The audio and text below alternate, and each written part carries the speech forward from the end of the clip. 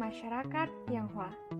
Berbagai sumber menunjukkan bahwa orang Tionghoa hadir di Indonesia sejak abad ke-5, yaitu dengan kunjungan pendeta Fa Hien. Menjelang abad ke-19, kehadiran orang Tionghoa ke Indonesia semakin banyak.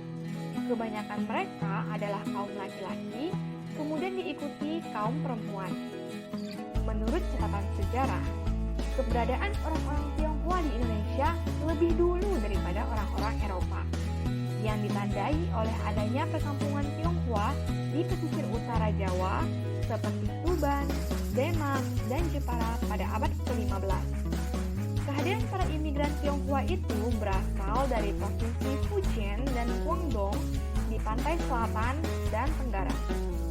Mereka adalah orang Tionghoa dari kelompok bahasa yang berbeda-beda, seperti Hokkien, Hakka, Techu, Kanton, Hokju, Henghua, dan Hainanese.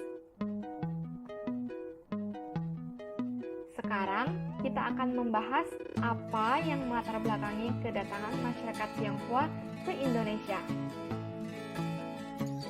Kedatangan orang-orang Tionghoa ke Indonesia sudah beratus-ratus tahun yang lalu.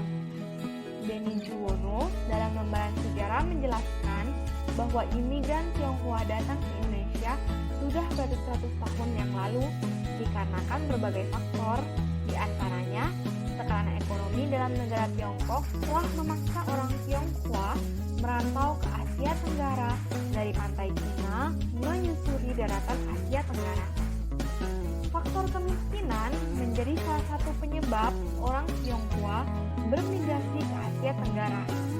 Di samping itu, keadaan politik dalam negeri seperti Perang Candu pada tahun 1839, pemberontakan Taiping 1851, serta krisis ekonomi yang terjadi berulang kali seperti wabah kelaparan akibat kegagalan panen telah mendorong ribuan imigran dari Cina Selatan mencari pekerjaan ke luar negeri, salah satunya yaitu ke Indonesia. Imigran Tionghoa yang datang ke Indonesia mengelompok berdasar kesamaan suku tempat asalnya di Tiongkok. Orang-orang Hokkien adalah golongan terbesar yang bertempat tinggal di Jawa, dan Batavia sejak lama merupakan salah satu pusat pemukiman Tionghoa di Jawa. Mereka datang ke Pulau Jawa sebagai pedagang yang membawa porselen dan sutra untuk ditukar dengan beras dan hasil pertanian yang lain.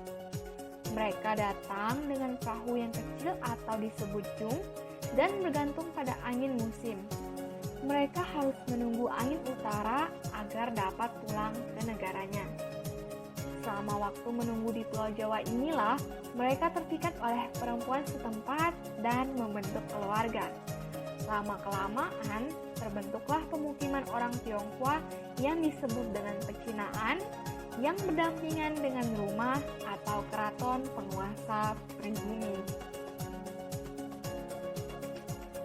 Kesimpulannya adalah masyarakat Tionghoa sudah ada sejak ratusan tahun lalu dan bermigrasi ke Indonesia karena berbagai faktor, hingga akhirnya mereka menetap di Indonesia dan membentuk suatu komunitas masyarakat.